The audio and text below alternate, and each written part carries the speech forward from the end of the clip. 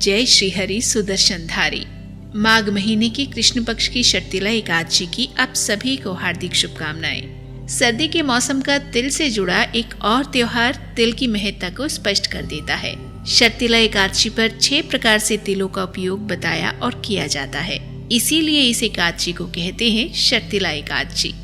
षट संस्कृत का शब्द है जिसका अर्थ होता है 6।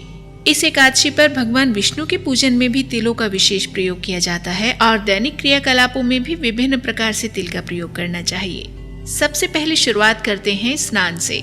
इस दिन काले तिल मिले जल से स्नान करना शुभ फल देता है। हो सके तो तिल का उपटन भी बनाकर प्रयोग करना अच्छा रहता है। तिल और आंवले को साथ में पीसकर उपटन तैयार किया जा सकता है। इससे एकादशी के दिन आंवले के प्रयोग से मिलने वाला फल भी प्राप्त होता है। ये था तिल का दूसरा उपयोग। तिल का तीसरा प्रयोग है तिल का हवन सामग्री में मिलाकर और हवन में प्रयोग किए जाने वाले घी में मिलाकर आहुति दिए जाना। इससे भी भगवान का आशीर्वाद मिलता है, नकारात्मकता का नाश होता है और घर में खुशहाली आती है। इस तरह पूरे हो जाते हैं तिल प्रयोग के 3 तरीके। इस दिन तिल मिले जल से सूर्यदेव को अर्घ्य दिया जाता है। हो सके तो इस कार्य के लिए काले तिल का प्रयोग श्रेष्ठ बताया गया है। ये हुआ चौथा प्रयोग और 5वां प्रयोग है तिलों का दान। छठा प्रयोग 2 तरीके से किया जा सकता है।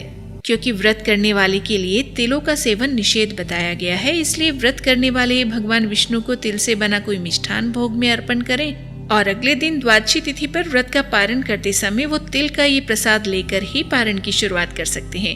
जिनका व्रत नहीं है वो अपने भोजन में किसी भी प्रकार से तिल का सेवन कर सकते हैं। तो इस तरह पूरे हो जाते हैं षटतिला एकादशी पर तिल के 6 विभिन्न तरीकों से प्रयोग। आपके लिए व्रत रखना संभव हो तो व्रत करके तिलों का दान अवश्य करना चाहिए और साथ में गुप्त तरीके से धन का किया गया दान भी भाग्य को बल देता है। ग्रहों की कुटिल दृष्टि भी सौम्य करने में सहायक होता है। पितृदोष से मुक्ति पाने के लिए इस एकादशी पर काले तिल या काले तिल और गुड़ से बनी मिठाई का दान बताया गया है। इस एकादशी पर पितृपक्ष को दक्षिण दिशा की ओर मुंह करके तिल मिला जल भी अर्पण किया जाता है। श्री हरि के नाम का जप करते हुए इस दिन गौशाला में गौओं को गुड़ और तिल खिलाना भी उत्तम रहता है। किसी भी जरूरतमंद को गर्म कपड़े का दान भी देना चाहिए।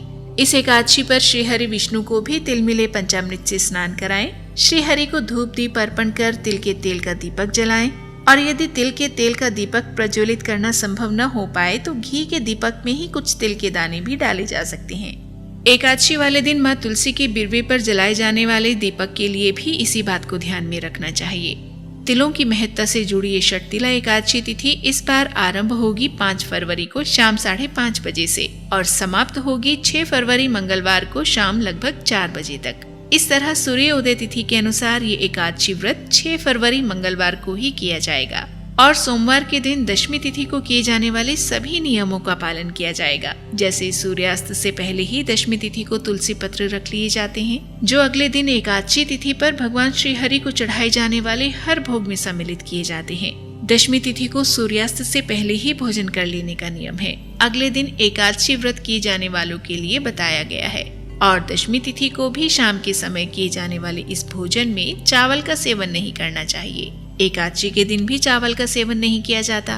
व्रत का पारण द्वादशी तिथि को सूर्योदय यानी 7:08 के बाद सुबह 9:30 बजे तक करने का समय रहेगा। इस बार की द्वादशी तिथि का पूरा समय दान के लिए भी अच्छा है। व्रत करने वाले क्योंकि एकादशी के दिन तिलों का सेवन नहीं कर पाते, इसीलिए व्रत पारण के समय भगवान को लगाया गया तिल के मिष्ठान का भोग लेकर व्रत पारण की शुरुआत कर सकते हैं। द्वादशी तिथि को पारण के समय बनाए गए सात्विक भोजन में भी तिल और तिल के तेल का प्रयोग किया जा सकता है। वैज्ञानिक आधार पर भी तिल को रोगनाशक और अनेक खनिज लवण यानी विटामिन्स एंड मिनरल्स का एक अच्छा स्रोत माना जाता है, जिससे शरीर को ऊर्जा भी मिलती है और ठंड से भी राहत मिलती है। माघ के महीने में तिल मिश्रित पानी पीना भी पाचन शक्ति को तंदुरुस्त करता है और मानसिक तनाव दूर कर बुद्धि का विकास करता है। तो माघ के इस महीने में तिल के साथ कीजिए शरीर को स्वस्थ और श्री हरि को प्रसन्न करने का सारा विधान। हर एकादशी पर ओम नमो भगवते वासुदेवाय महामंत्र का जप कर पाएं मन की शांति और जीवन में सफलता का सोपान। जय श्री हरि, कृष्ण मुरारी कल्याणकारी।